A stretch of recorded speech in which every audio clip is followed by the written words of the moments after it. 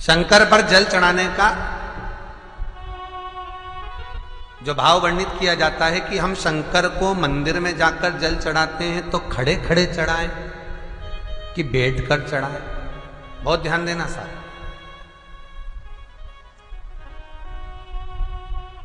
शंकर में मंदिर में जाकर हम भगवान शंकर को जल चढ़ाएं तो खड़े होकर चढ़ाएं कि बैठ कर चढ़ाएं।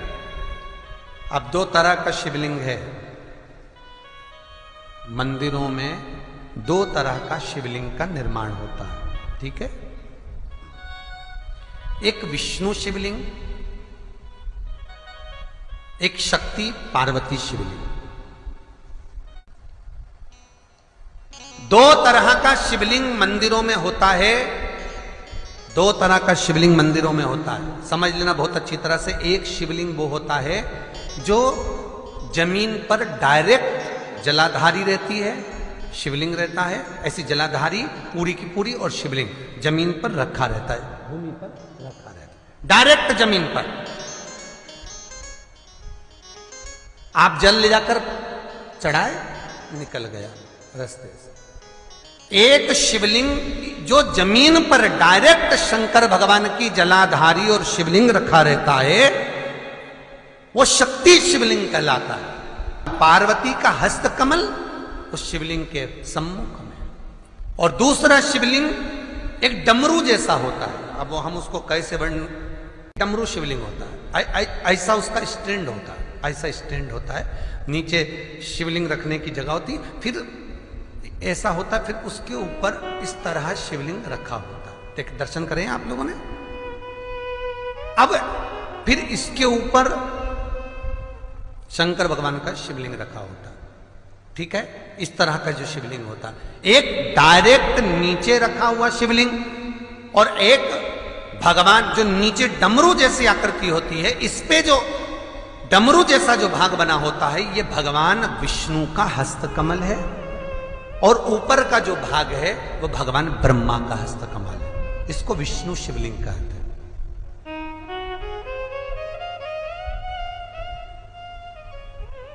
इसको हरीश्वर महादेव भी कहा जाता है। कौन सा महादेव कहते हैं? हरि सर्वेश्वर महादेव। हरीश्वर महादेव भी कहते हैं, हरि सर्वेश्वर भी कहते हैं। तो डमरू जैसा जो शिवलिंग का निर्माण हुआ है मंदिर में, अगर शिवलिंग ऊंचा है, शिवलिंग थोड़ी सी हाइट पर है, ऊंचाई पर है, और डमरू जैसा भाग फिर उसके ऊपर जलाधारी के बाद शिवलिंग निर्माण किया गया है, तो वो विष्णु शिवलिंग कहलाएगा, वो हरीश्वर शिवलिंग कहलाएगा, वो हरि वंश शिवलिंग कहलाएगा, हरीश्वर कहलाएगा। और जो डायरेक्ट सीधे जो रखा हुआ है, 12 ज्योतिर्लिंग के अगर आप दर्शन करेंगे तो कहीं पर भी आपको विष्णु शिवलिंग नहीं मिलेगा, केवल एक नागेश्वर को छोड़कर, जम के बोलिए, केवल एक नागेश्वर, नागेश्वर को छोड़कर बाकी के जितने 12 ज्योतिर्लिंग में शिवलिंग के दर्शन करोगे सब शक्ति शिवलिंग मिलेंगे, सब जमीन पर। आप जितने भी देखेंगे, काशी का देखेंगे, महाकालेश्वर देखेंगे, तो डायरेक्ट जमीन पर जलाधारी बनी है महाकाल बाबा की, डायरेक्ट जमीन पर बनी है, कोई ऊंचाई नहीं है, डायरेक्ट जमीन पर, फिर शिवलिंग है। ओमकारेश्वर देख लीजिए, ममलेश्वर देख लीजिए, आप चाहें तो विश्वनाथ देख लीजिए, डायरेक्ट जमीन पर। सोमनाथ देख लीजिए, डायरेक्ट जमीन पर। केदारेश्वर देख लीजिए, डायरेक्ट जमीन पर। भीमाशंकर, वैद्यनाथ, डायरेक्ट। आप वैद्यनाथ जी के लाइव प्रसारण कभी चालू कर देखना, डायरेक्ट जमीन पर, डायरेक्ट। तो जितने भी शिवलिंग हैं सारे के सारे शक्ति शिवलिंग हैं। जो डमरू के भाग पर रखा हुआ है वो हरीश्वर शिवलिंग, विष्णु के हस्तकमल पर जो रखा है, तो शास्त्र कहता है आप शक्ति शिवलिंग का जब जब अभिषेक करें, बहुत ध्यान रखना अपनी जिंदगी में इस प्रसंग को श्रावण के महीने में बहुत ध्यान रखना। आपके आसपास में भी मंदिर हो तो उस पर ध्यान रखना।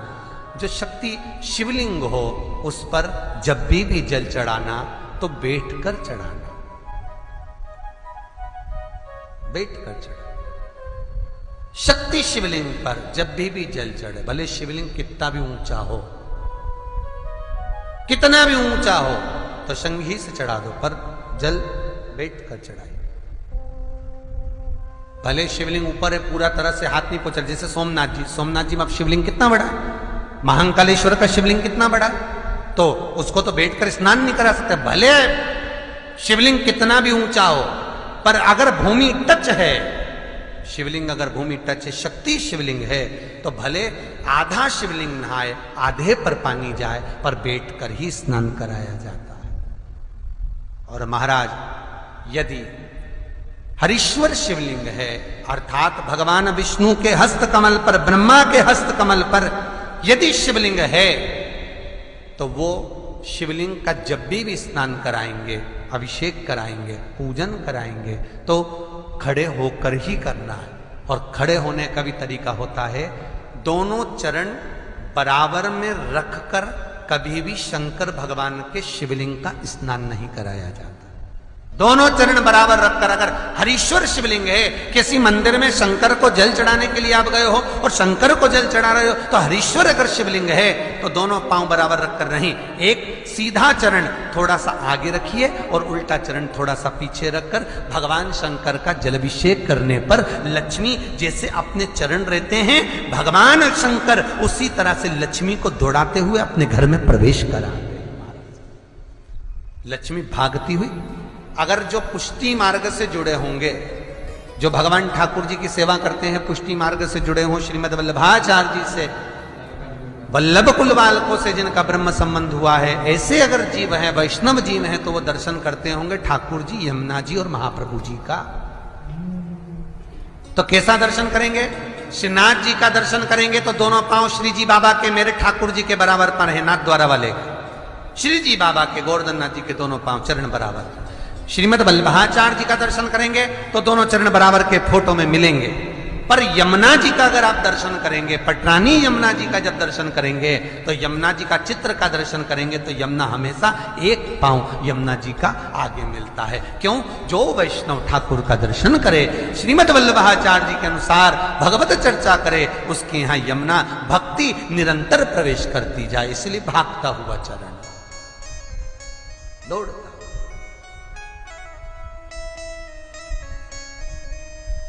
दौड़ता। तो शंकर भगवान का अगर हरीश्वर शिवलिंग है, कहीं शिवलिंग डमरू आकृति पर, अगर ऊंचाई पर है, हरीश्वर है, तो फिर जल खड़े होकर चढ़ाए, चरण आगे पीछे। बहुत ध्यान देना महाराज, हरीश्वर शिवलिंग का वर्णन किया महाराज, बहुत सुंदर बात कही है, बहुत ध्यान से सुनिएगा। शक्ति शिवलिंग के ऊपर जो जलाधारी लगती है, शक्ति शिवलिंग के ऊपर जो जलाधारी लगती है, वो 5 मिनट, 10 मिनट, आधा घंटा रखकर 24 घंटे के लिए हटा सकते हो।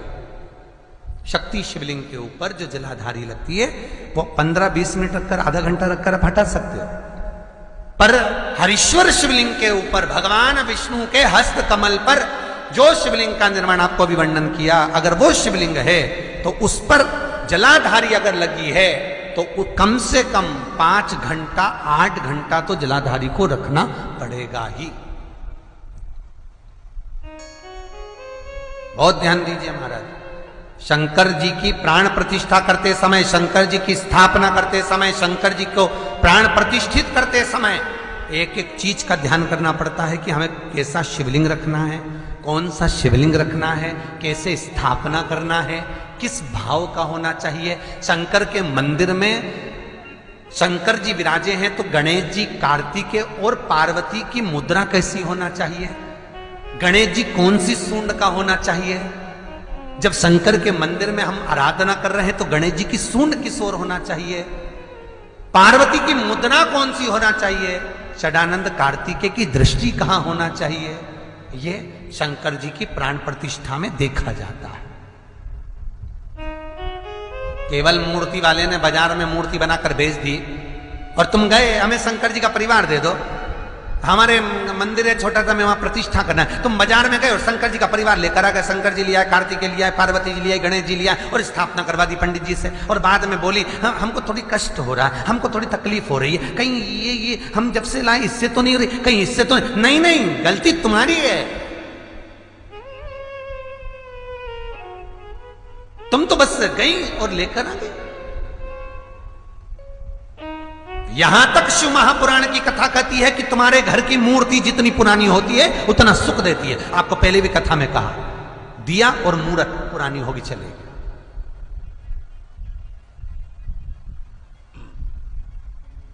पुरानी चढ़े हुए जल को जब आप थोड़ा सा लेकर आते हो, आपको बताया था ना कि खाली लोटा नहीं लाना चाहिए, खाली कलश शंकर जी के मंदिर से वापिस नहीं लाना। शंकर भगवान को जल चढ़ाया, चढ़ाने के बाद थोड़ा सा जल हाथ में या कटोरी में या कलश में झेल लिया, भले 2 बूंद लाओ पर अपने घर पर लेकर आओ। उस 2 बूंद जल का भी स्पर्श कलश के अंदर हाथ की 3 उंगलियां लगाकर अगर त्रिशूल पर टच कर कर मात्र आपने उस कलश के अंदर लगा दिया और वो जल भी आपने अपने घर पर छोड़ दिया, छीट दिया या उसका आचमन मात्र हो गया, तो व्यक्ति का यश बढ़ना अपने आप प्रारंभ हो जाता है, उसकी यश की प्राप्ति उसको होने लगती है।